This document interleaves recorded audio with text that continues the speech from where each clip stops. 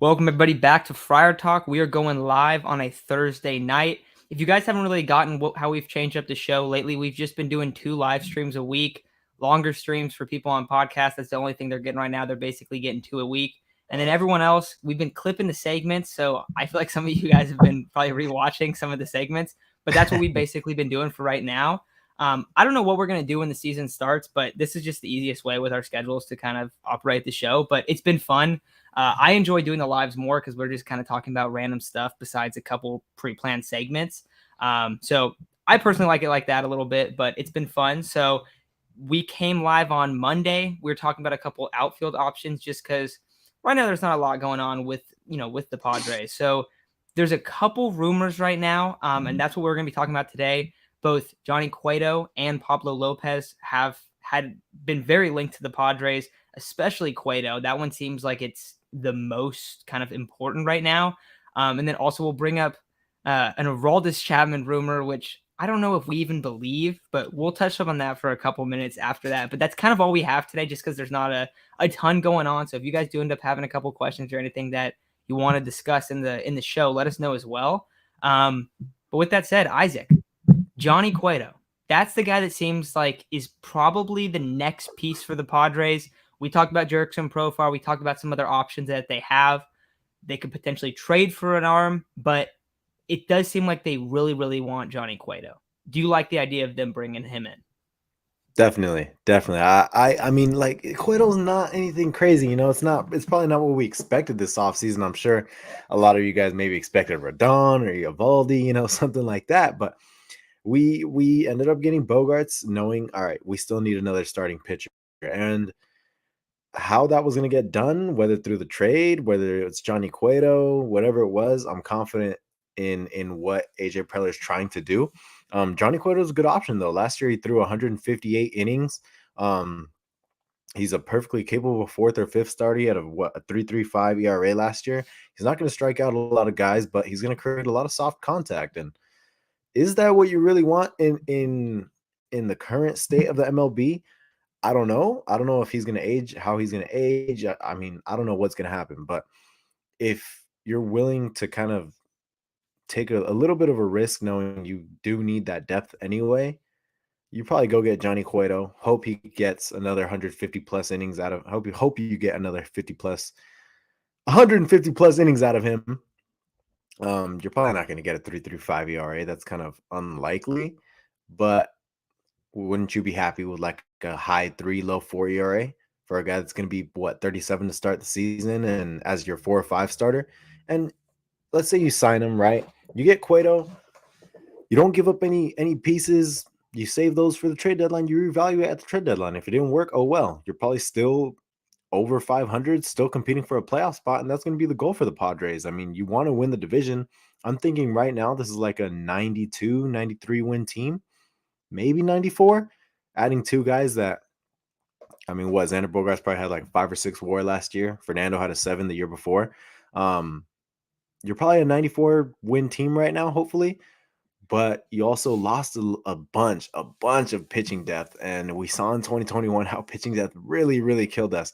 And that's where Johnny Cueto comes in. That's where Seth Lugo comes in. That's where, hopefully other guys too, because I don't think we can just get Cueto and be satisfied. I think we might need one more guy. And they'll probably look into into AAA arms, Jake Groom, Ryan Weathers, maybe to try and get some extended innings out of Adrian Morejon. But whatever they do, I mean, I trust the process. So I like the idea of getting Cueto. I do. I mean, 158 innings out of a guy that's 37, that's probably going to cost you, what do you think, around 8 to 10 million, maybe a little more. I'm okay with that. I'm okay with that because then you have pieces to save at the trade deadline. Let's say the Brewers aren't competing. Oh, hey, Corbin Burns just became available. Woodruff just became available, or I don't know, whatever big pitcher on the market might become available. Nobody thought Juan Soto was going to become available when the season started. So, I mean, hey, you really never know what's going to become available. So if you save your prospects for until then, you're looking pretty good. We know AJ's not scared to make a trade at the deadline, but I wouldn't be surprised if he made one before the season started either for kind of a lower tier guy. And I think I said it a while back when we were talking about, like, I think it was post Seth Lugo, I want to say. It's like, okay, you bring in Seth Lugo, and I said I think that they might be done for the offseason. Like going into spring training, I think this might be what they rock with. I'd feel a lot better about it if you add in Cueto. But I still think that at any point from now until the trade deadline, they might try to trade for another ace. Like that might, I think that's probably what they're thinking. Now, the problem is, and Isaac, I think we were talking about this, if the Marlins were to sign Cueto, all of a sudden it's like, Oh oh, the my Padres, god. they got the Padres on the ropes almost. Like if the Padres have an injury, like then they're stuck, and it's like the Marlins are sitting there like, oh, you want to trade with us? Yeah, you can have someone, but like you're gonna have to give up more than you thought you were gonna have to give up. So I think it's interesting, like where they're at in terms of Johnny Cueto, the player. I actually really like him, like at like that fit. I'm thinking of the last time I saw him, dude. The last time I saw Cueto pitch, I think this is at least was the time when he got completely rocked against us. Do you remember that? I didn't watch him at all last year, really, and he I got didn't. destroyed. It was like 8 runs in 2 innings when he was on the Yeah, Giants. I didn't get to watch him too much this year because he was with the White Sox, but got to watch Yeah, him a bunch with the Giants. I up don't and know down. if I don't know if I remember that game, but it's just always fun watching him pitch because of his.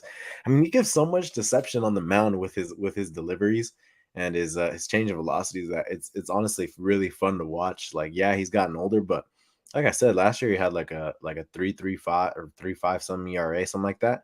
And I think one of the years before he was around a 4, whether it be 2021 or 2019, I forgot which one, but I Last mean, year he had last year he had just over a 4, under yeah, a little under a 4.1, but he pitched 114 innings, so not like too long. nothing crazy. I mean, Yeah. I would be happy with that kind of ERA if he's giving 150 something plus innings like last Yeah, year. that's the only thing that I wonder, because in 2018 and 2019 he was banged up. He's 36 years old, Yeah. but he has kind of a pretty, like, I don't know, like you get all the different movements. He throws a fastball, cutter, slider, and a changeup, so you're getting the ball like it's moving in a lot of different directions, which I like. Where like a lot of guys you see like it's like similar pitches, they're all kind of like based off the same movement. I feel like that's what's kind of kept his career alive, is like just playing well, having good command. He has great command. He doesn't really walk many guys. Yeah. You brought that his strikeout rate's low, and it's not really like great for today's game. But we were talking about this before when we briefly mentioned Cueto, but he's a guy like you don't want him pitching as your 4 in the playoffs. However, if he's on your staff all year, like that's a pretty good guy. If he can get you 100, dude, even 120 innings would be nice. Like that's solid. Yeah, definitely. Um, so I don't know. I like the idea of bringing him in. If you look at his baseball savant, his strikeout rate 8th percentile, his walk rate 88th percentile. Hmm. Um, pretty good in the hard hit column. What does that sound like? That sounds like a hugely successful season in San Diego. That's what that sounds like to me. Because you see like guys that just if you don't allow like that crazy hard contact, you look at the defense that's going to be the infield defense right now. That's Yeah, it's pretty that's nice. maybe the top defense in the league in like infield wise, right? Is Yeah, there someone, honestly, I haven't really thought about that. Is there someone better defensively in terms of infielders right now? I don't really know. I mean, I feel like people would say, and it just depends on the person, whether you look at last year or the year before, but people would say Xander Bogaerts might be a weak point at shortstop, but I'm pretty sure he's either coming off a gold glove or a really, really good defensive season. I mean, he made a lot of strides this past off season to improve on defense, and it definitely showed over there in Boston. So, I mean, shoot, if he's bringing that over to San Diego, you legit might have the best defensive infield in all of baseball. I mean, perennial platinum glove contender Manny Machado. Xander Bogarts off his best defensive season. Ha-Seong Kim is consistently being brought up at least for a gold glove and won many gold gloves in the KBO. Jay Cronenworth. I feel like I saw this tweet earlier and it said it was like a baseball savant page, not page, but like, you know how it says what it says up top and then the percentile. And it said underrated 100 percentile. Bro, that is Jake Cronenworth. I firmly believe that is Jake Cronenworth. His defense doesn't get talked about enough. I mean, those streaks he has where he goes super hot doesn't get talked about enough. I mean, Jake Cronenworth feels like he plays like a gold glover and he doesn't get brought up enough. So I definitely think you can make an argument that the infield defense might be one of the best in all of baseball, if not the best. Yeah, and I think one thing that's interesting about that too is Okay, I was thinking about this the other day because I was like sitting in bed or something. I was thinking like, damn, Fernando Tatis is really not gonna ever play shortstop again. Because I was thinking about it and I was like, think how much better he would be without Hosmer at first and with Cronenworth. And then I started thinking about Cronenworth's defense. And do you remember when Cronenworth was playing a little bit of first? I think it was last season, I want to say. Yeah, it was a little bit last season. And people were like, like, he can't really pick the ball and stuff. And it's like, dude, he got like subbed in like mid-season, not Come playing his on, position, and he still looked good. Like, so it's I think Cronenworth is gonna have a pretty big year. Like, in terms of power, his numbers should go up. He has way more lineup protection. And in terms of defense, he's going to be really good at first. He's not super like lanky, so like he's not going to have like the crazy stretches that you see some of like the lot like bigger guys have, but he's going to be really good. Like he's not going to make many errors. He's going to pick the ball. I mean, just like how he plays second, like he just makes play after play after play and rarely has any mistakes. So I think that's something that's going to be kind of underrated for any guy, and especially a guy like Cueto, for instance, where it's like there's going to be a lot of contact on him. That's fine. That's going to be completely fine for the Padres if they get Cueto and he doesn't strike out many guys like that. I don't think that's going to be a big deal. So I do like the idea of bringing in Cueto. But anything else on him that you're kind of thinking of? no, man. I mean, I also just think he fits the Padres culture, and I mean, he's a super fun guy. The Padres like having a lot of fun, so I think he's a perfect fit for the Padres. And yeah, I'd be excited to have him. I mean, we both brought it up. He doesn't strike out a lot of guys, but I definitely think that if his stuff plays still at his age, he can be a pretty useful pitcher for the Padres. It's not like we're asking him to pitch any major innings. Like throw him out there against the Rockies or any of the crappy teams that are out there, and you can expect a decent outing out of him. But yeah, I'm excited to see where Cueto goes, because if he comes to us, then we probably still need pitching, but not as bad as we did at one point. And if he goes to the Marlins, we might get fleeced. No, it could happen. It could happen. Okay. So I see a bunch of stuff, and we were going to talk about Pablo Lopez next, but I see a lot of people are bringing up Aroldis Chapman. I said we're gonna bring him up a little bit, but it's a hard no from you, right? I don't know. That's just, dude. Okay, he's trash. Like, like he's also not a good human, but on top of that, he's trash. Like, I don't know how many times I've seen videos of this dude. Like, oh, he just walked the bases loaded in the bottom of the ninth. Stuff like that. I mean, I'm gonna pull up the numbers right now just so. But really, I do think he's trash. So technically he was an all-star in 2021, but I believe it was Oh, the second half of 2021 he fell off, and then 2022 he was horrible. yeah. But this is what I texted. We were texting about it earlier. I said it feels like AJ Preller's just thinking like, imagine if we get Chapman.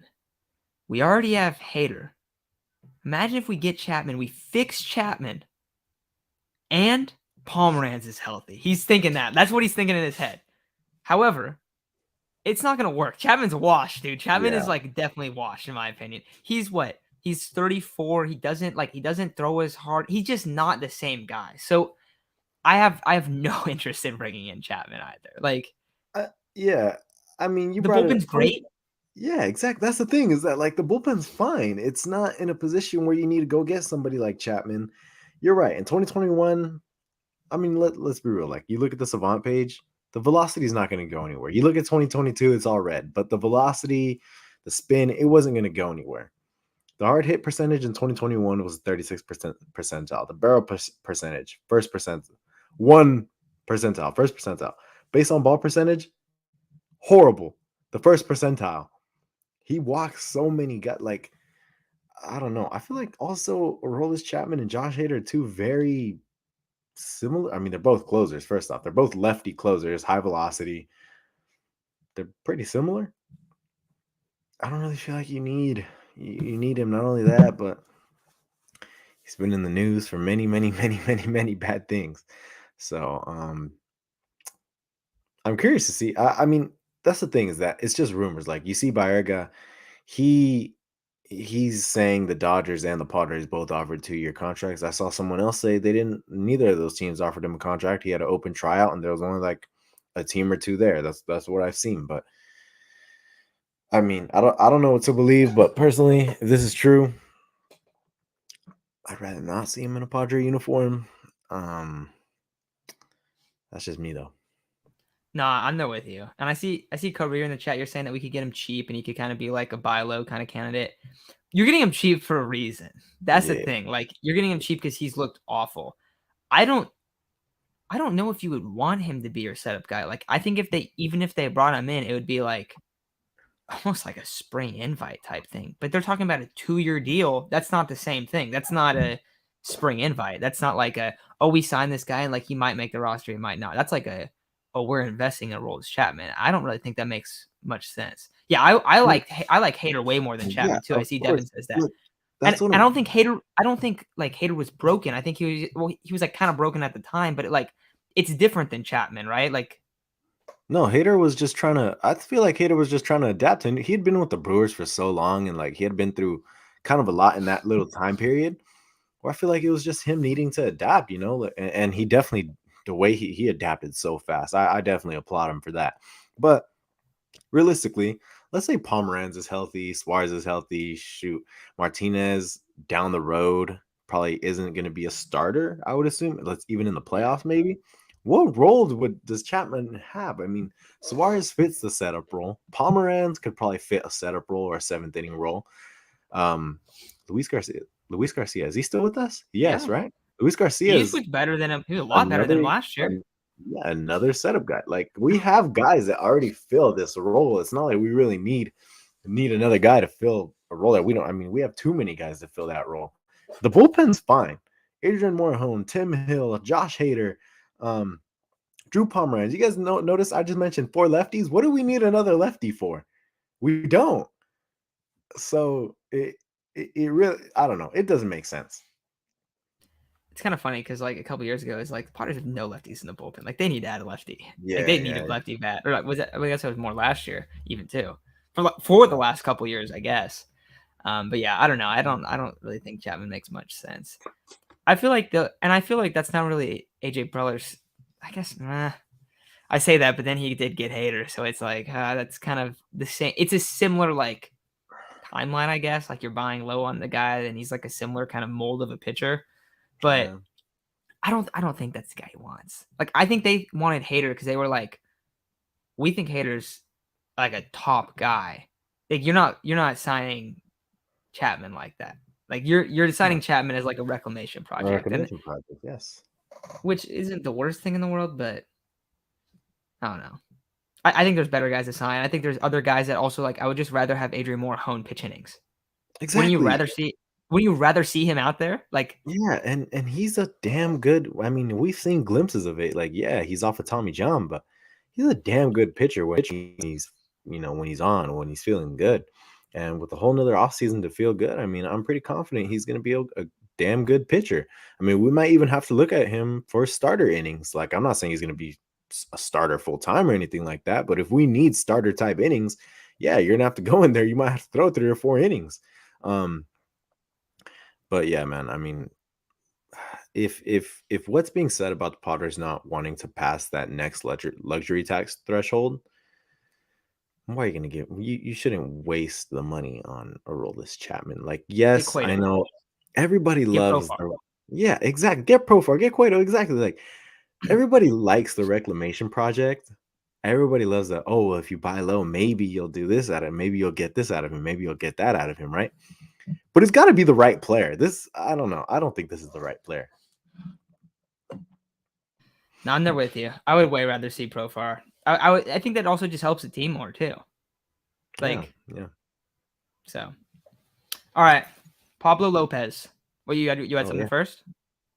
I'll talk about it later. Let's talk about Pablo Okay. Lopez. So Pablo Lopez, like maybe about a week ago, he was mentioned as a guy that the Padres could be interested in, could be kind of rumored to go after. And then it was also kind of thought that the Marlins might be viewing him less than a lot of their other guys that we initially thought like Luzardo, for instance, like that he would be worth more in a trade, right? Yeah. But Pablo Lopez doesn't have as much control. Coming off of kind of a bad second half, dude, I like the idea of bringing him in. Like, I don't think it's going to end up working out, but I do think that that would be a really good pickup. And I think Pablo Lopez is an extremely underrated piece. Dude, I mean, yeah, Pablo Lopez, you guys probably know, like, that's not my first choice when it comes to the Marlins pitchers. I'm not the biggest Pablo Lopez advocate, but in terms of what the Padres need, he fits the mold more than perfect. I mean, I've been saying, yeah, Johnny Cueto is a guy that you can plug into the 4 or 5 spot, feel somewhat confident because hopefully you can get 125 to 150 innings, something like that. Wait until the deadline, then kind of reevaluate. With Pablo Lopez, you're kind of already maybe not set for the season. You still need some depth. Like that's one thing that's not being emphasized enough is that not only do we need another starter, but we need more depth because 2 times in a row, and yeah, you can say 60 game season, blah blah blah, not a real, yeah, it wasn't a real postseason, but at the time, yeah, it was a real postseason, and we had no pitching. 2021, um, who gets injured? Chris Paddock got injured.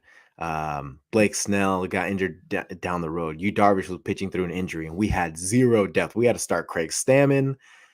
Let me repeat myself. We had to start Craig Stammen. We had to start Ryan Weathers. I mean, we were fighting for our lives in terms of the pitching rotation down the road. Last year, we were really lucky because you saw Mania pitch like 25 plus games. You saw Musgrove pitch 25 plus games. Darvish, same thing. Snell, same thing. And even, I mean, Mackenzie Gore was making all of his starts. You even got 20 plus from Mike Clevenger. So you were really lucky. You probably will not get that lucky again. The odds of getting that lucky again, especially because Yu Darvish is older. Joe Musgrove hasn't gotten an injury. Blake Snell, I mean, he's some happened to his groin. Nick Martinez hasn't pitched many starter innings. Seth Lugo hasn't pitched many starter innings. Like, you really, really need depth. But going back to Pablo Lopez, he would be a great ad because you're not asking him to be a 1. You're not asking him to be a 2. You're not even asking him to be a 3. You got Yu Darvish, Blake Snell, and Joe Musgrove right there. Those 3 beat Jacob deGrom, Max Scherzer, and Chris Bassett. So they're a damn good 3. They match up with any top 3 in baseball. So now you're asking him to be a 4. You're getting a guy that's what's his career ERA? Less than a 3.8. It's like a 3-something, like 3.7. I don't know. Matt will probably pull it up right now. But he's got good stuff. He showed good stuff in Miami. I mean, he probably will cost a lot less than Cabrera and Luzardo because of the amount of control. Pablo Lopez, 2 years of control. The others, 5, 6. It's going to be very hard to acquire the other ones. You're going to have to give up a decent amount of prospect capital. And I don't really know if the Padres want to do that right now. I mean, you never know with AJ Preller. That's kind of going to be the big thing throughout every Padre thing you watch. You never know with AJ Preller. But Pablo Lopez would be a good ad, man. I mean, a guy that kind of found his stride last year. He was really, really good in March and April. Obviously late March and then all throughout April. The rest of the season, you kind of saw him pitch to his average numbers, but even his average numbers are pretty good. So as a number 4, I don't know what you would have to give up for him. I can imagine it's one of Ha-Seong Kim, Trent Grisham, something like that. But remember, the Padres gave up, what was it? Yuri Beal, Angeles, and I forgot the other dude for Sean Manaea. So you probably have to give up a little more than that for 2 years of control. So it might not be as bad as we think.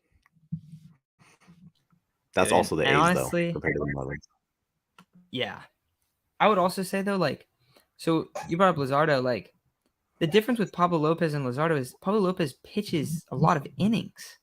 Luzardo hasn't. Like, I feel like it's kind of crazy to me that Pablo Lopez is being talked about, like, and Isaac, I don't even think you're wrong, but you're talking about him like, oh, like, like a Sean Manaea deal. But that's how it's being discussed right now. Like more than that, but not by that much, which to me is insane. Because, like, So you asked me what his career ERA is. His career ERA is barely under a 4. It's a 3.94. However, first year in the league, he had over a 4, and then second year in the league, he pitched 111 innings and he had over a 5 ERA. And then over the last two, he barely had over a 3 in 2021, and then in 2022 he had a 3.7. But remember, his first half of the year was like ridiculous, and then he was kind of like, I don't know if he was hurt or what was happening, but he's kind of a little bit up and down in the second half.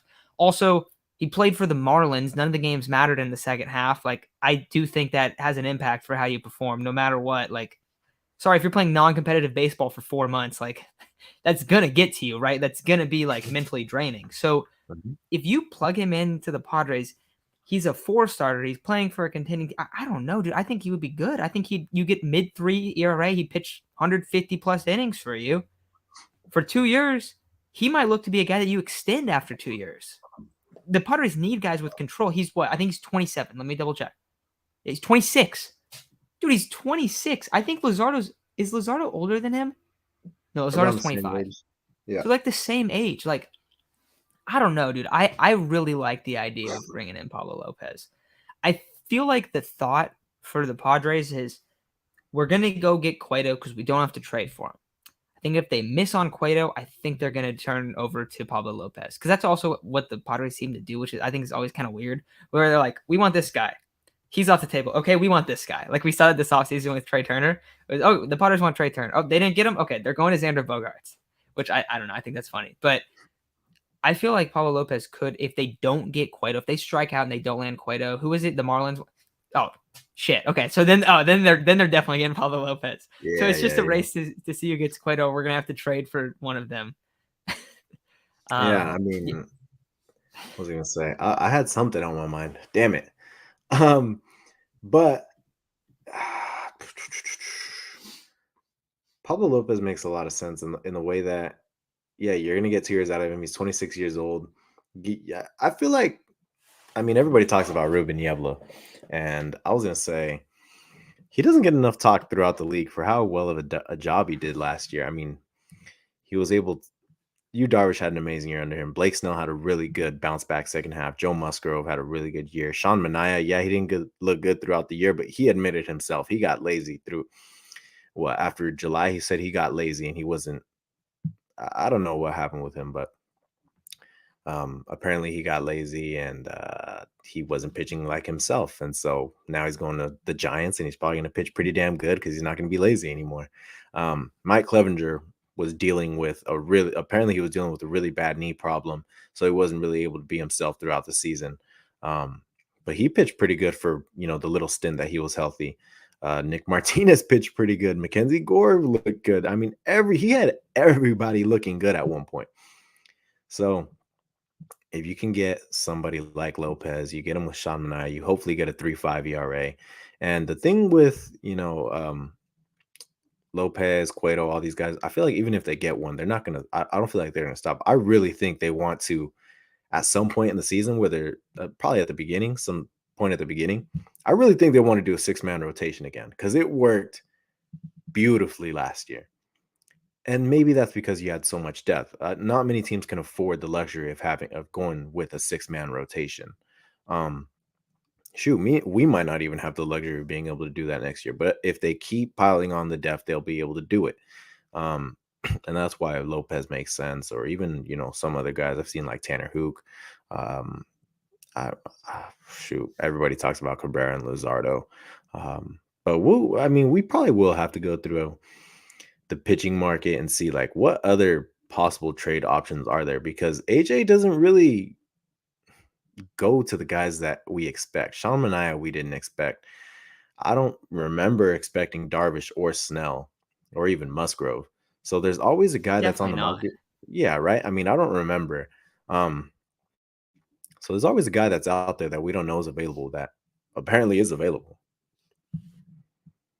Yeah, I remember when Darvish got traded for, it was like, what? Like, it was so random, and it was like, you Darvish? Like, because you Darvish is a name.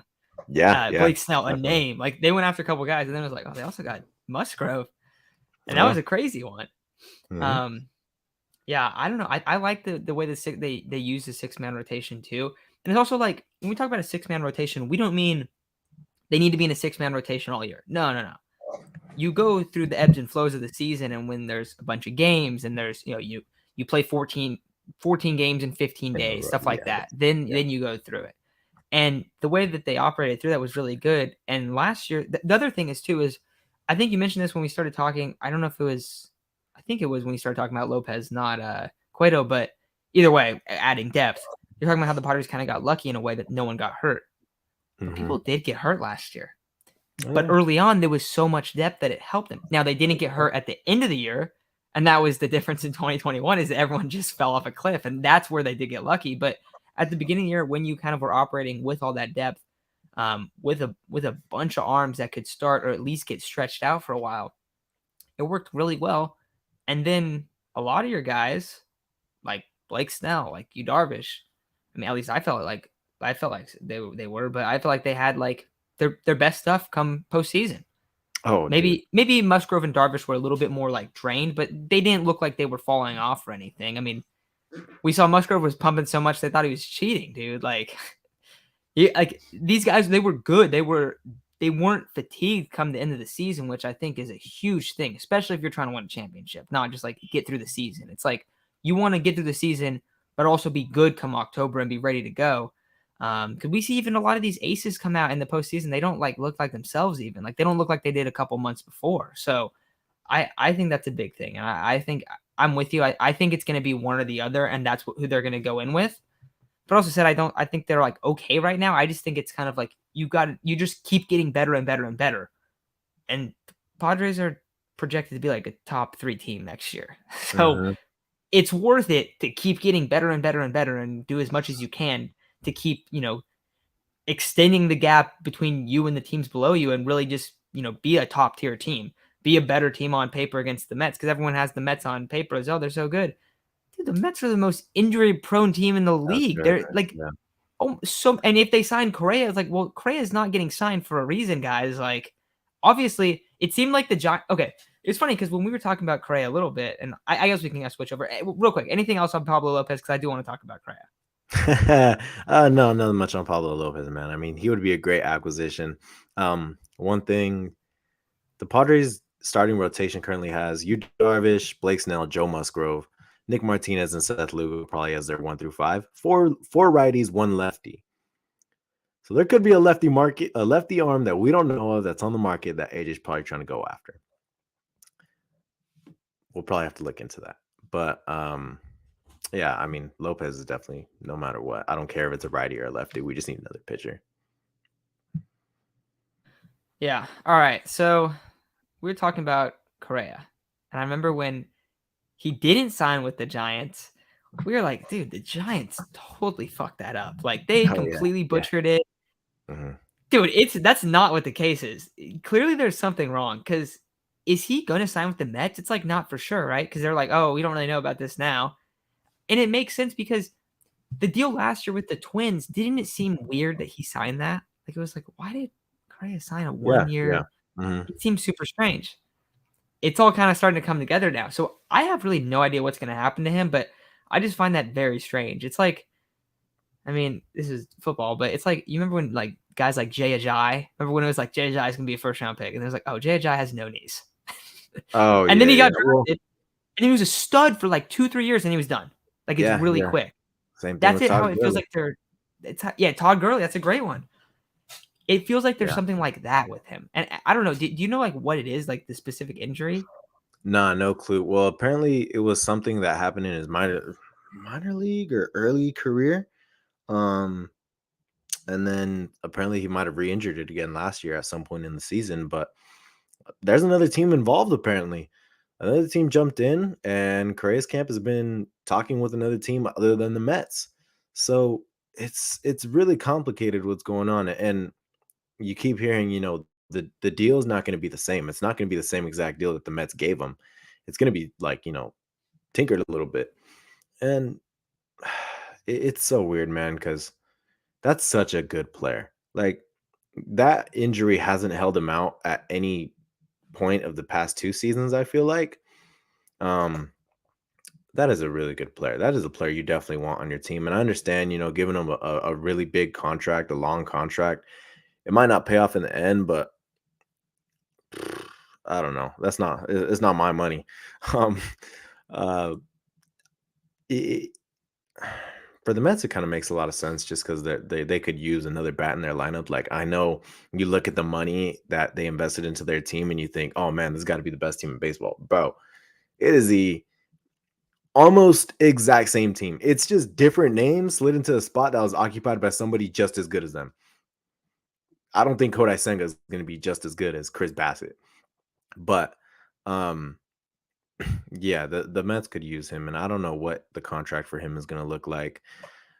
I'd imagine it goes down a couple years, maybe the same AAV, but it probably won't be a double-digit year type deal because now this is the second team that's had a concern over it. I know teams last year had concerns over some medicals. I mean, 2 straight years where you're having concerns over medicals, teams are going to be wary of what's going on, and I can't imagine a team investing multiple years into him. Yeah, I don't think the Padres are going to be in the market either. Like, no, definitely not. As you know, we have a couple shortstops hanging around.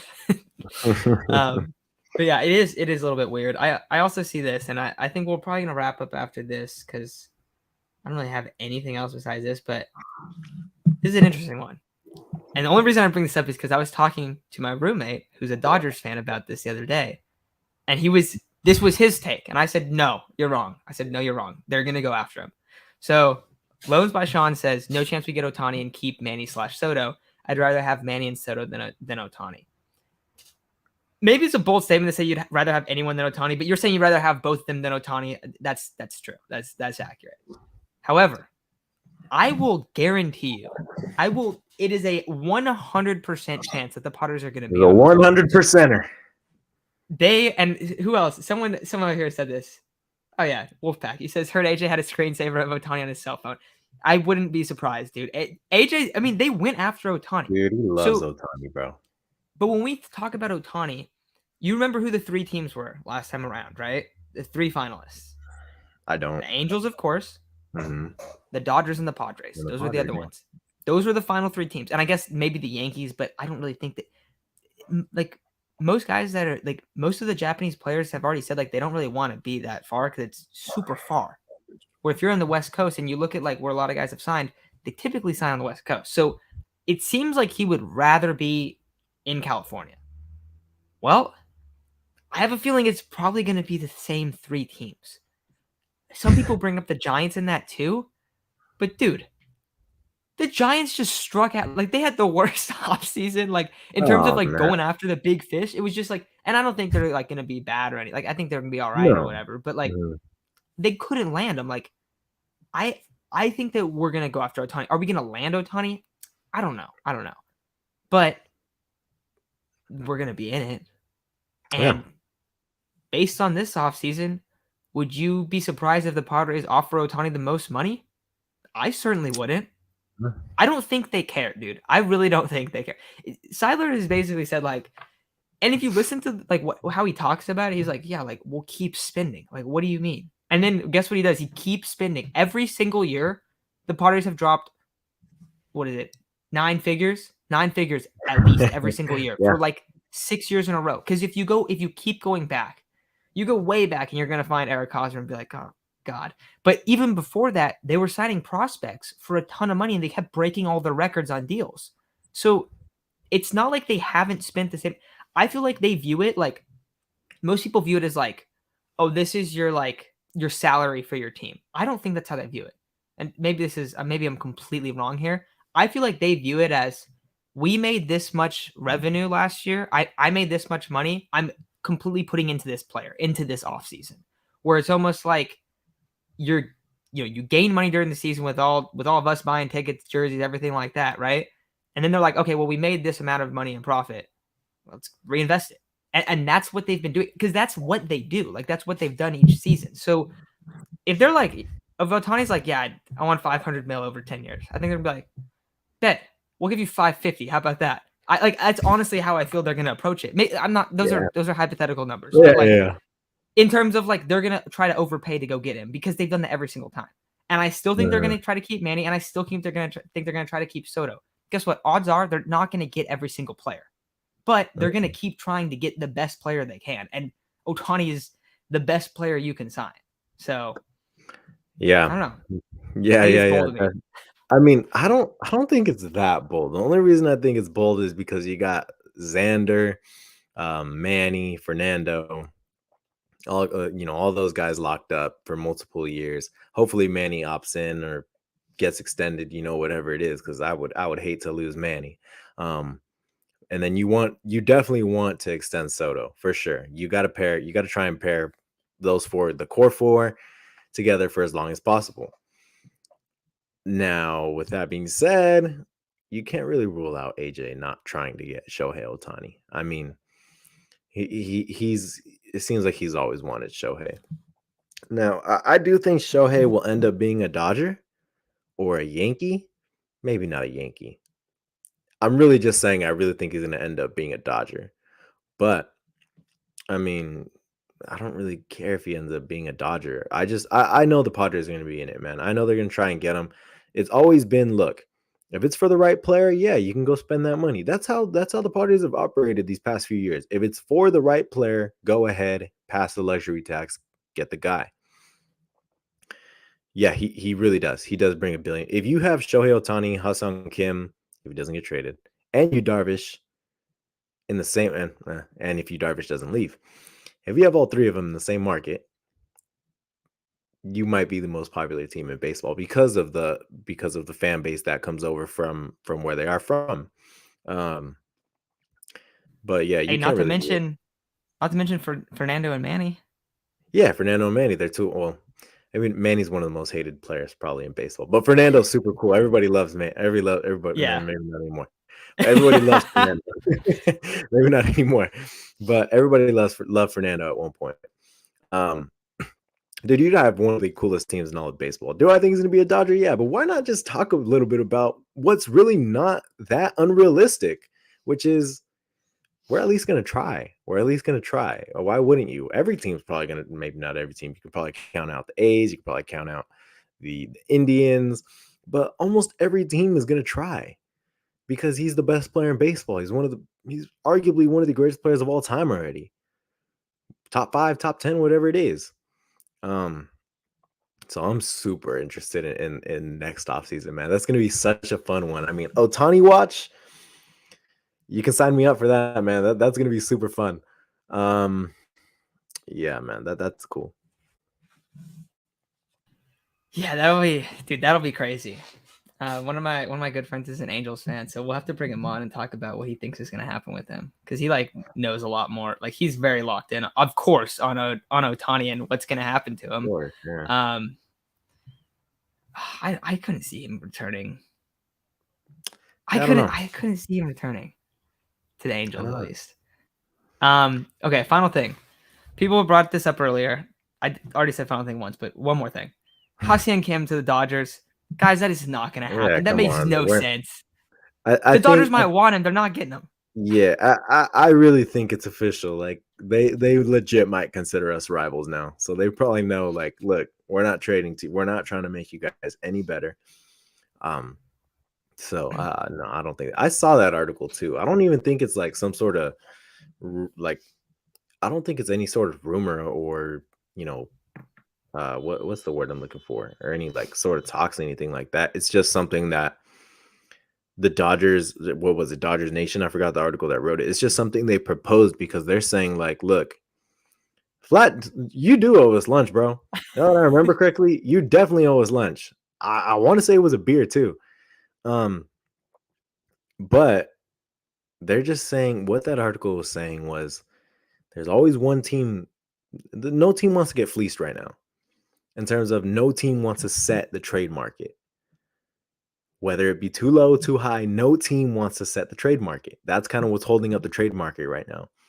But there's always one team that usually sets the trade market. Not always, but at least tries to set the trade market, and it is the freaking Padres.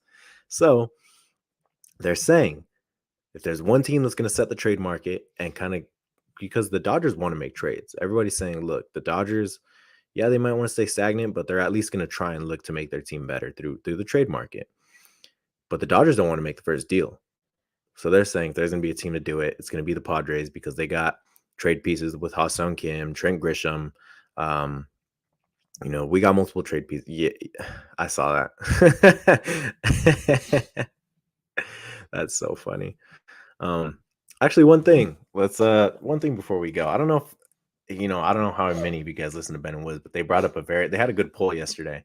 Props to them because I don't want to steal their mojo or anything, but they had a very good poll yesterday, and it was if you could pick one guy out of the core four, being Xander Bogaerts, Fernando Tatis, Manny Machado, and Juan Soto, you could pick one of them to have a guaranteed MVP type season, whether it be MVP finish or top three. You could pick one of them to have an MVP type finish, and the other ones you just take your chances with, knowing their abilities that they already have. Who are you picking, and why? That's an easy one. I'm picking Fernando. Yes. Yeah. Because look, and I feel like the right approach here, if Fernando wasn't turned into a villain and all that, the right approach would be to do Xander, because you're probably getting a 6-7 WAR season out of Fernando, at least a 5+ out of both. I mean, shoot, Juan Soto, you're probably getting another 6-7 WAR also. Manny Machado, you're probably getting 6 also. But Xander, because he's probably the worst one out of the four, so why wouldn't you want to get the best out of him? And you already know what you're going to get out of the other four.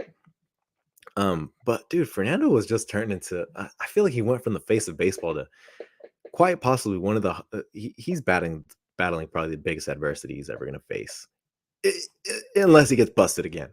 But he's facing probably the biggest adversity he's ever going to face, coming off multiple surgeries, a motorcycle accident, lying to his team.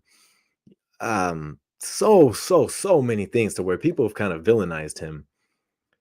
So what better way to get into the good graces than having an MVP type season, So my pick for sure would be Fernando. I mean, that also essentially guarantees that you're getting probably 130, 140 plus games out of him. So I would probably Can you get that many? If you're gonna have an MVP type season, yeah, you're gonna have to. But how many is he out for? Is it 17? 20. Okay. So you can realistically get 142, but more likely to get like 130, 135 if he's fully healthy. Yeah, I would have to go with Fernando and just take my chances with Xander. Yeah, I think it would be Fernando, Xander, Manny, Soto. I would be happy if any of them had an MVP caliber season, but that's ideal. Exactly. And see me, I would probably go Fernando, Xander, Soto, Manny, because Soto, when he finished second in the MVP voting right in front of Fernando, dude, that season was freaking stupid what he did. And it didn't go noticed because he was on the Nationals. But yeah, that would be my order. And I just thought it's a really cool discussion to have, because like those four are going to be your ticket to success, realistically. I mean, yeah, Jake Cronenworth's going to be Jake Cronenworth, Ha-Seong Kim, you already know. But if those four can all produce at the level that we expect them to produce, this is going to be a top 5 lineup in all of baseball. But that's a really fun discussion to have. So I thought I'd bring it. Also, I don't know if you guys saw, but we tweeted this out. We also had, we talked about it last time, but we basically made our lists. Like, we did a top 5 lineup list, and we averaged them out, right? Like, you gave 5 points for first, 1 point for fifth, like that. And the Padres were actually our number 1 lineup, even though none of us picked the Padres at number 1, which I thought was funny. Mm-hmm. But yeah, I mean, they're gonna be even higher than that. And the other thing is, I don't know statistically how high they'll be, because Petco just absolutely drains them. But it's one of those things, if you look at their team and you're like, oh, well, they're not super high in terms of a lineup, but they win 100 games. Guess what? That means that lineup was so raw because you were outscoring people by so much at Petco. That's what that means. Yeah. So I feel like it's kind of different, because the Yankees might have better numbers than them, but they could still be a better team offensively, if that makes sense, right? Yeah. Just the way that the dynamic there. And we talk about it all the time, especially with like Cincinnati, New York. There's a few stadiums like that where it's like it's a lot different hitting there than it is at Petco or one of these larger stadiums. So, but yeah, I don't know. I don't have anything else. Anything else you're thinking of? I also did see that most people said Tatis as well. A couple Sotos, a couple other ones. That's a good pick, guys. But no, have a good night. All right, guys. We'll see you all on Monday. Have a great night. Have a good weekend too. See y'all.